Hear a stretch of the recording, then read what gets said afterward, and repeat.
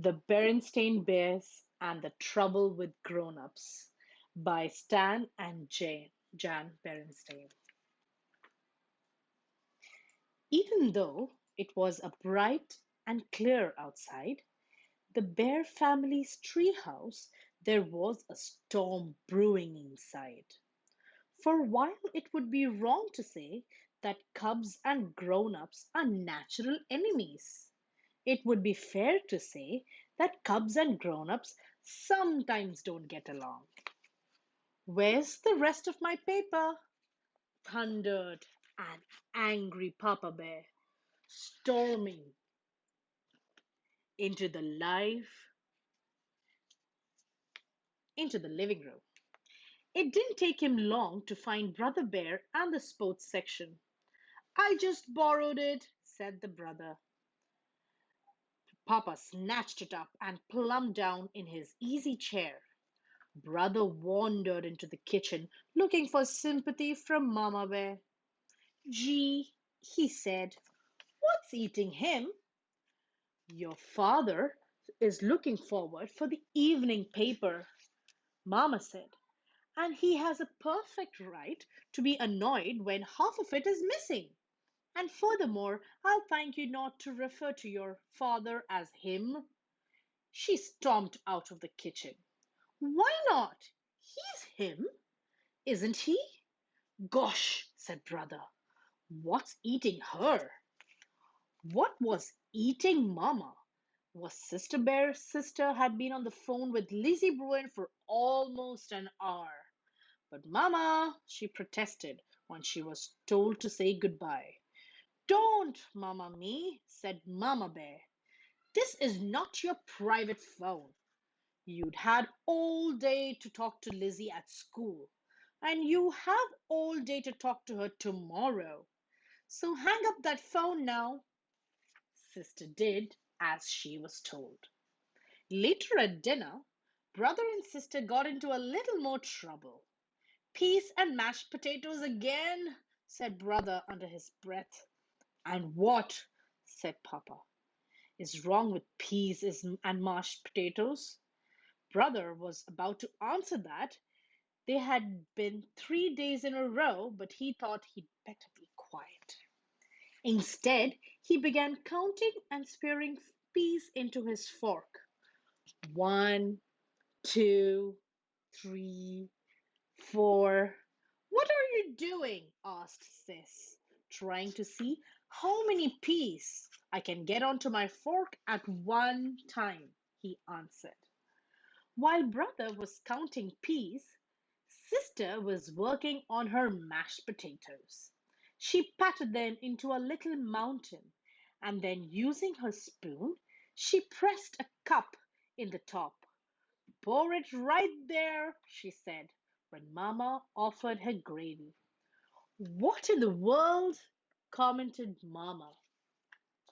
Well, you see, said Sister, it's a volcano, and the gravy is going to be the lava and flow down the sides.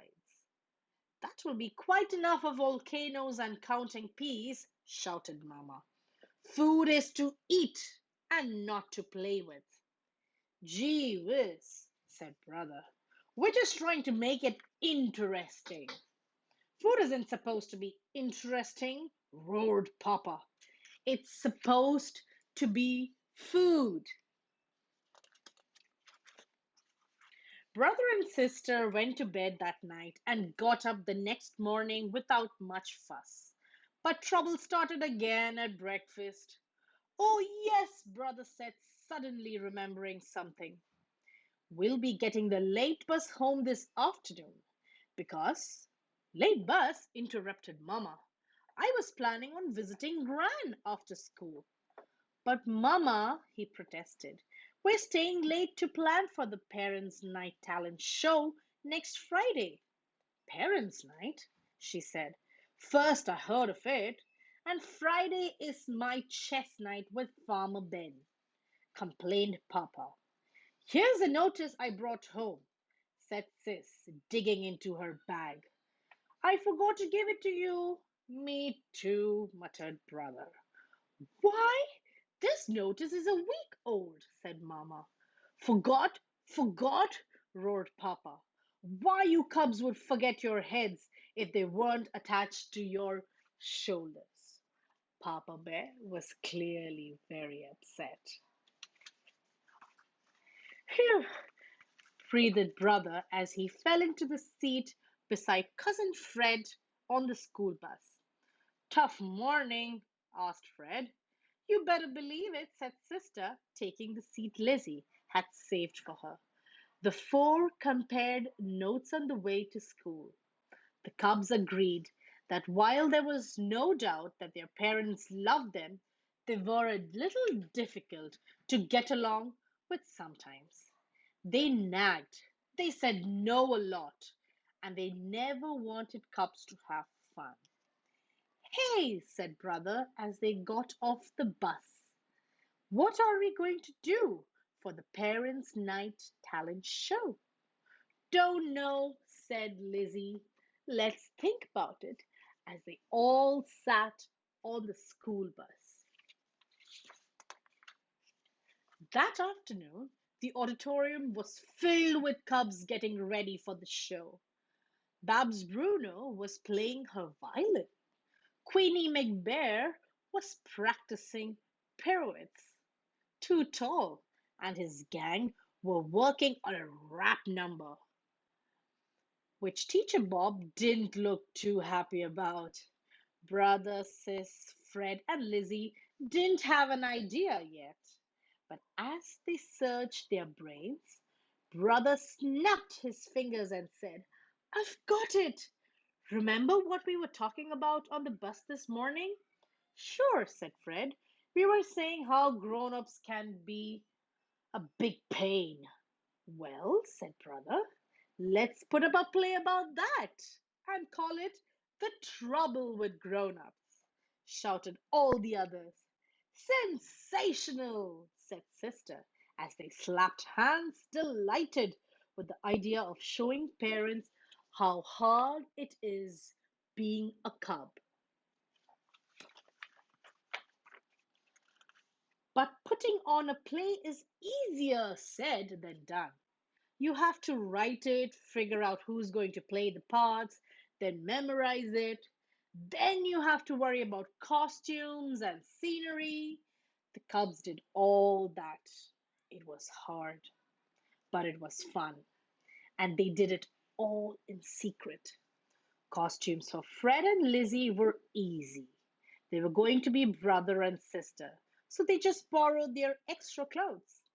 Getting costumes for brother and sister wasn't so simple because they would be playing their own mama and papa. They managed by letting Gran in on the secret.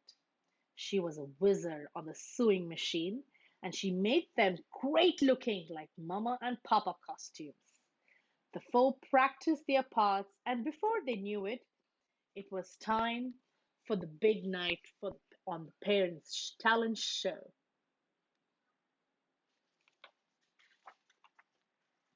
There was a lot of talent at the Bear Country School, and all the acts did pretty well. But it was brother, sister, Fred, and Lizzie's play that was the hit of the show. I'm Papa Bear, and I'm going to relax in my easy chair after a hard day and read my paper. Yippee! Somebody stole my sports page! Help! Murder! Police! Somebody stole my sports page!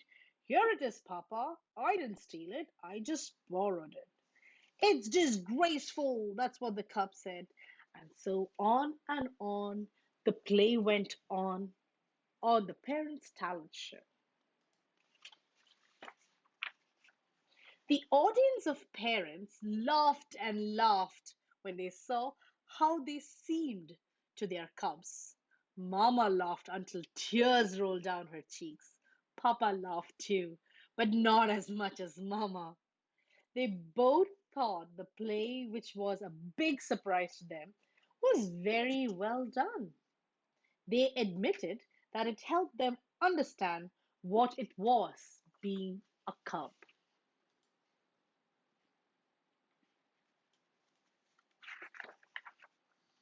The next morning, Papa and Mama had a bit of a surprise for their cubs.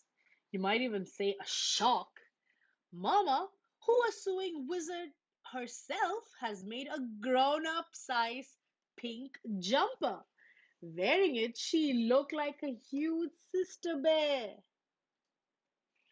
And Papa Bear, wearing a red pajama top and blue bottoms, looked like a gigantic brother bear. The cubs were confused. It's very simple, explained Mama. You helped us understand what it's like being cubs by pretending we're the cubs and you're the grown ups. We're going to show you how it's like being parents. Before brother and sister could say a word, Mama and Papa began acting like cubs. Where's breakfast? I'm hungry, shouted Papa. I hope we're not having the gooey oatmeal again, screamed Mama.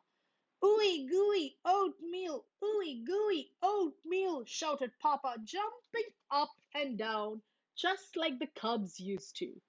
The, the cubs looked confused. Brother pulled sister onto the living room where they could hear themselves talk. But the living room was another shock. There were things all over the floor. Not toys, which they sometimes left lying, but strange things like the vacuum cleaner, Mama's sewing basket, Papa's chainsaw, and his wrench set. What a mess the living room looked like.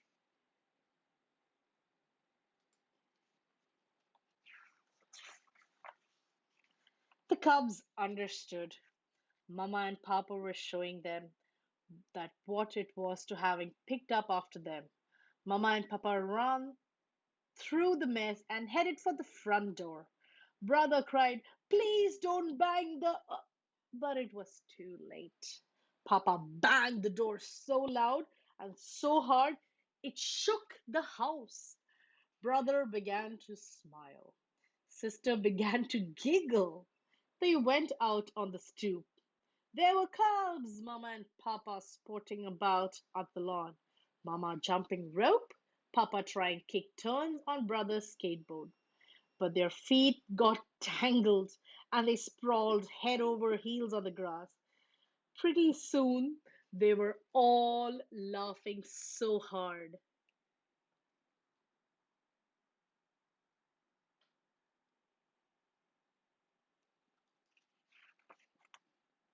They were laughing so hard that their tummies began to ache. Later, when they were back to being themselves, Papa said, I have a better idea. How cubs feel, Mama agreed. Brother and sister admitted they had a better idea how parents felt too.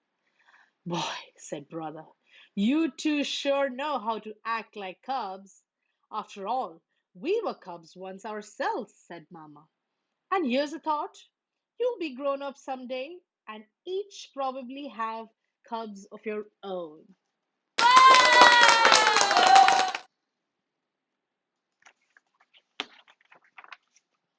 Brother and sister thought about that for a moment.